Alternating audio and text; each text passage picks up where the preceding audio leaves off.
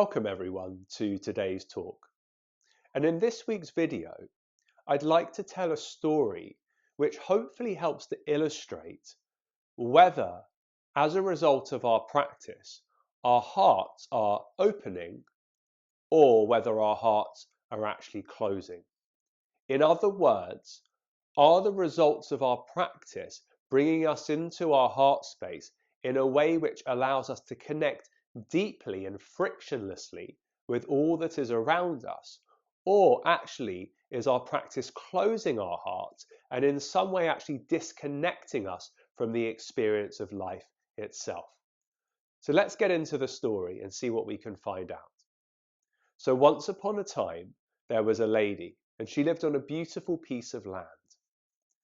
This piece of land happened to be right next to a monastery that was becoming increasingly crowded and busy. So she thought it might be a nice idea to offer some of the land to the monks so that they could come and live and pray and practice on that land. So she went about building 2 huts on her land, which would allow 2 monks to come and do what they do on her land. So she went and spoke to the monastery and they agreed,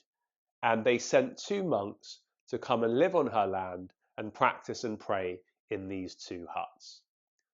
So the monks arrived and they got on with their day-to-day duties and their day-to-day service, and all the woman would do each day was simply come and place some food in front of the huts in order for them to eat each day. But it actually turned out, over a period of time of a few months, that the lady had a slightly ulterior motive in terms of why she actually wanted these monks on her land in the first place. And as a result of that, she decided to set a test. The test was that she was going to send a highly attractive lady to each of the monks to see how the monks reacted to that lady, and therefore through that to get an understanding of how deeply developed their practice as monks actually was. So one day, this attractive lady visited the first of the monks, spent some time with the monk, and then after that, she went and visited the second monk, where she also spent some time talking with the monk outside the hut, and then the lady went off on her way. The next day,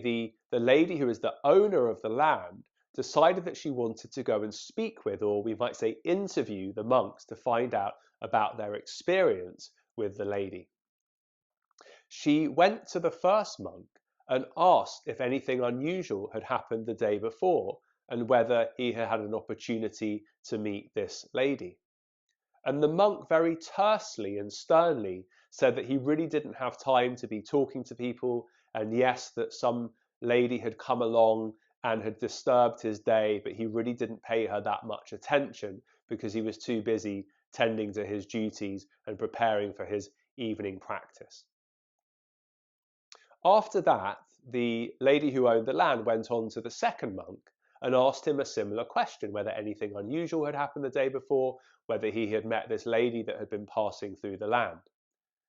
And the monk said to her that yes, absolutely, he had met this beautiful lady and that he had spent a really lovely half an hour or so with her talking about spiritual matters. He really noticed how she was beautiful on the outside and the inside, had really engaged with her and was really, really thankful for having met her because he had learnt so much from the encounter, and actually it had really helped him to be able to get a new and fresh perspective on the practices that he was doing.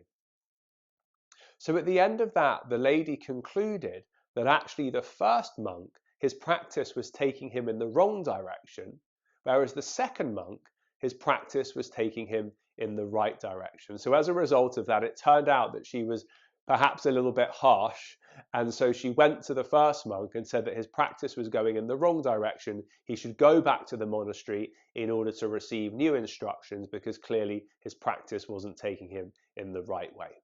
And the other monk was allowed to stay because she felt from the conversation she'd had with him that his practice was moving him in the right direction. So that's the end of the tale, of the story. So what do we make of that story, and what can it tell us about our own practice and the way in which we relate to the world around us and the people around us, close relationships and people that we deal with in our day-to-day lives? Well, what's interesting about that story is that the first monk, who said that he really had no time for the lady, who really didn't have anything that nice to say about her, and was very, very much into the idea of just getting about his business and doing the things that he was supposed to be doing, we could infer from that that actually his heart was quite closed, because as we're told, this attractive and beautiful being had passed in front of him, and he had an opportunity to spend time with that attractive and beautiful being. And we mean attractive and beautiful in the deeper sense. It doesn't just have to be in the superficial sense. But instead of being open to that possibility, instead of actually being present and engaging fully in the moment with that lady and the opportunity to speak to her and learn from her and understand many things perhaps, he actually closed down, perhaps you might say as a result of feeling that his practice and his stability might be threatened by opening up to an experience that maybe he wasn't yet in a position to control. Maybe he didn't have the faith in his practice, maybe he didn't have the faith in his vows, that there was some fear that actually if he opened up to that situation, it could actually cause him problems. So as a result of that, he closed down. He focused very much on these are my duties and this is outside, and made a kind of useful kind of psychological ploy as to why he shouldn't or didn't engage with her. Now, in the case of the second monk, actually the monk was very, very open and really embraced the opportunity to meet and to be with someone who he had never met before. As a result of that, he was able to experience presence with that person whilst at the same time maintaining all of his vows. And through that, he was able to experience an open-heartedness, a connection with that person, whilst at the same time remaining firmly stable in his heart space and firmly stable in his vows and in his way of life. He didn't feel fear, he didn't feel threatened, and as a result of that, he was able to be open to the experience that was passing in front of him in that moment.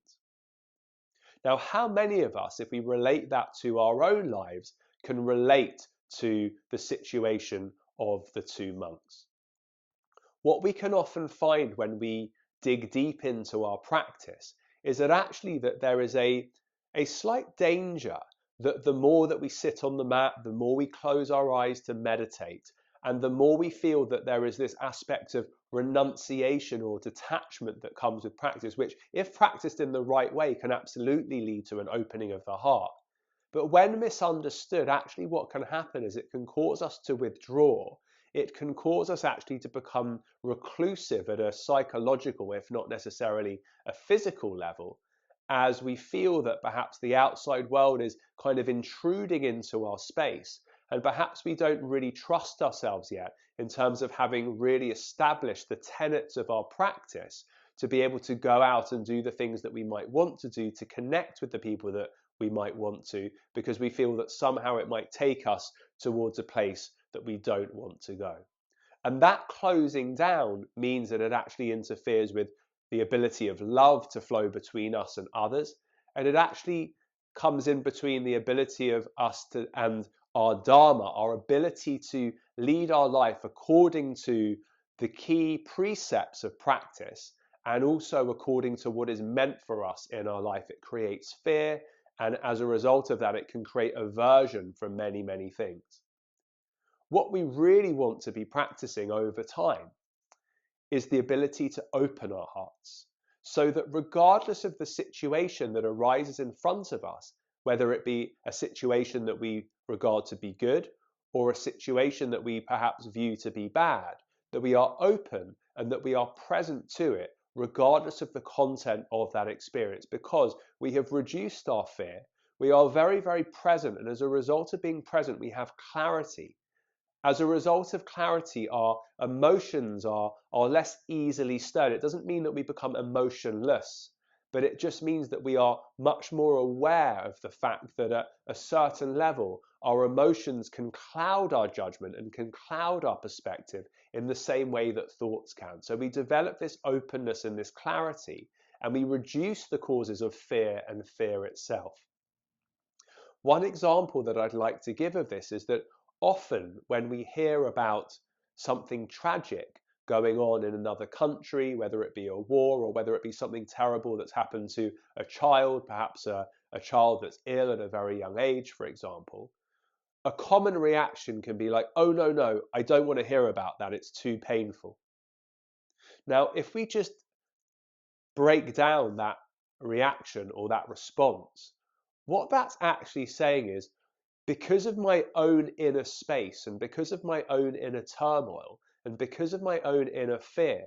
I'm not actually in a position to be present and to allow compassion in its true sense to arise by really, really stepping into the shoes of the people that are suffering. It's too painful for me because of the psychological barriers, for example, and the fact that my heart is perhaps more full of fear than is actually open. The opposite is to have an open heart, to be able to experience the pain and suffering that arises from hearing that someone else is suffering, even if we don't know them in a different part of the world, and to be present with that suffering and to be present with the sensations and feelings that it brings for us, because through allowing ourselves to feel that pain and suffering, it actually helps us to move through into a state of compassion. And compassion is really a state where we want to try to help to reduce the suffering of all beings. And a tool to helping us do that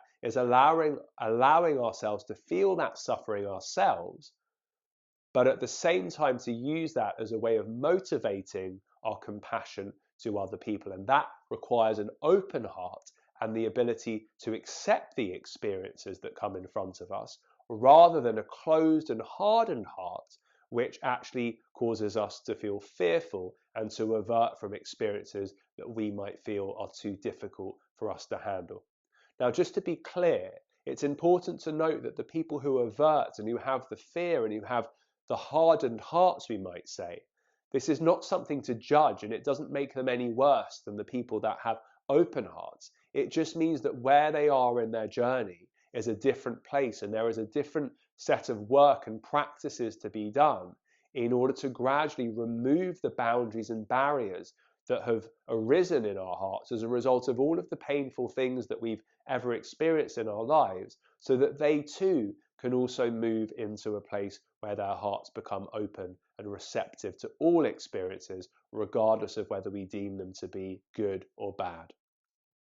I'd like to finish this video by mentioning one more thing, which is that often, if you are able to see a photo of a revered master or a revered yogi, what I've noticed is that when you see a photo of them and you look into their eyes, there is a dual presence within their eyes.